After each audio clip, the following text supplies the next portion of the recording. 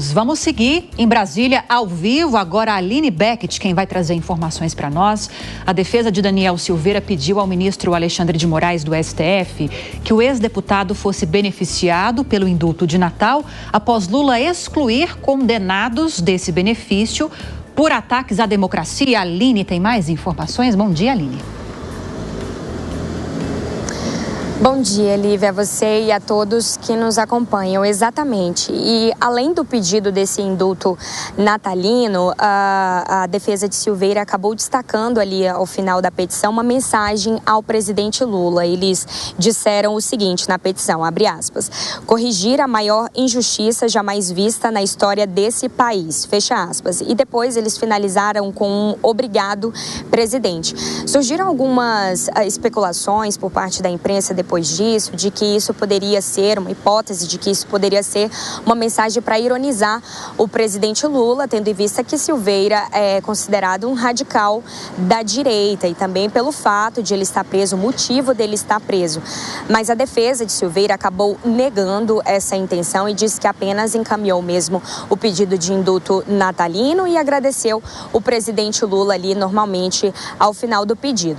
Eu destaco a vocês, é importante dizer que o indulto é o perdão da pena para algumas detenções, mas ele só é válido para determinados casos que são autorizados pelo chefe do executivo, o que não foi o caso de Silveira, né? Os advogados afirmam que Silveira tem direito a esse benefício porque tem acesso a esse benefício quem está em condicional, ou seja, a antecipação da liberdade antes do fim da pena, a menos aí 6 anos para o cumprimento da pena.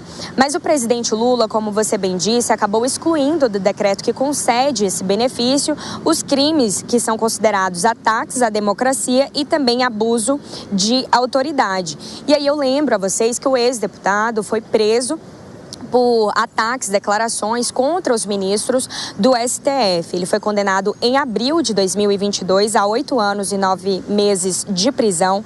E no dia seguinte, o então presidente, em 2022, Jair Bolsonaro, acabou concedendo o indulto presidencial do perdão da pena para Silveira.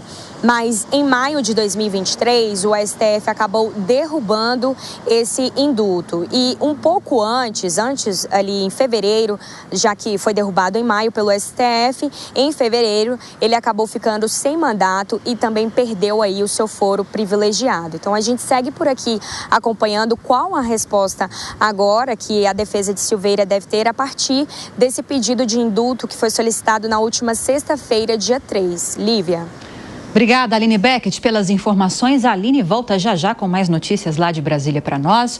Deise Beraldo, Deise, começando com você mais uma vez. Lembrando que a defesa agora recorre ao indulto natalino porque é uma das possibilidades que ela pode explorar para tentar liberar mais uma vez Daniel Silveira da prisão. A gente comentava antes do nosso recesso aqui do final do ano, né? Nós comentávamos que ele havia cumprido aquelas exigências mínimas para poder cumprir em casa, com tornozeleira, essa pena, essas medidas, exigências que foram estabelecidas pela Justiça não foram cumpridas, daí ele voltou para a prisão. Agora a defesa abraça essa questão do indulto. O presidente Lula não liberou indulto para condenados por ataques à democracia, o que envolve essas pessoas que, de alguma forma, estiveram nos atos de 8 de janeiro. Essa questão da ironia ficou um pouco confusa aí para mim, confesso. Não sei se você saberia nos esclarecer. Lívia, essa história do Daniel Silveira toda, ela é confusa, né? Mas em questão à ironia, isso é uma tentativa de politizar o direito penal, né? Deslocando a questão jurídica para o campo simbólico e midiático, que é uma coisa que a defesa do Daniel Silveira tem conseguido fazer com uma certa frequência, né? Então, essa manobra ela acaba expondo essas tensões entre autonomia institucional, interferência política, que aqui no Brasil tem sido um equilíbrio frágil, e ainda mais numa democracia que ainda não está tão consolidada, né? Que tem tido seus altos e baixos. Ela é consolidada, mas ela apresenta momentos de fragilidade. Então, esse deslocamento do direito penal para o campo midiático, ele acaba funcionando muito bem. Agora, esse tipo de estratégia, Lívia, ele só reforça como esse caso acabou virando mais um palco de disputa entre poderes do que uma questão jurídica. No fim, esse espetáculo todo ele pode agradar algumas bases, ele acaba funcionando para algumas bases, mas para o cidadão comum fica a sensação de que as prioridades do país ficaram de lado. É importante a gente lembrar que Daniel Silveira, ele vem no contexto que foi revelado ali por Marcos Duval, o senador Marcos Duval, na época apoiador do presidente Jair Bolsonaro, que teria sido levado para uma reunião por Daniel Silveira para tratar sobre um possível golpe de Estado para impedir a sucessão presidencial já depois das eleições. Nada disso aconteceu, mas há toda essa nuvem que paira sobre a cabeça de Daniel Silveira em relação à participação em tratativas sobre um eventual golpe de Estado.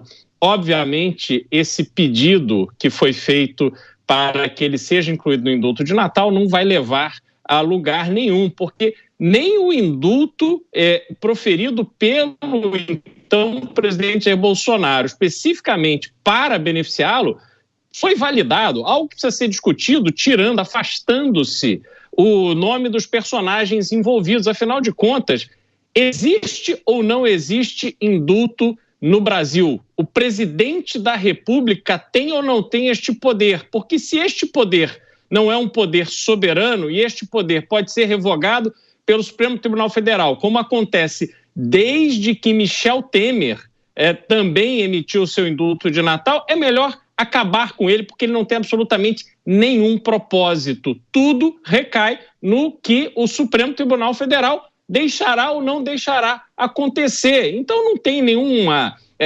respaldo legal esse tal desse indulto. Bom, voltando ao caso em tela de Daniel Silveira, ele claramente está tendo um tratamento diferenciado na justiça, um tratamento que gostaríamos que estupradores, assaltantes, sequestradores, assassinos, todos esses tivessem, porque foi detectado não cumprimento dos seus horários de uso através do uso de tornozeleira com uma rapidez impressionante. E já no dia seguinte ele estava de volta à cadeia. E eu gostaria muito de ver um Brasil em que todos os condenados pela justiça, que eventualmente estejam desfrutando de um benefício de ficar em casa com tornozeleira, que também fossem devolvidos à prisão com a rapidez que Daniel Silveira foi.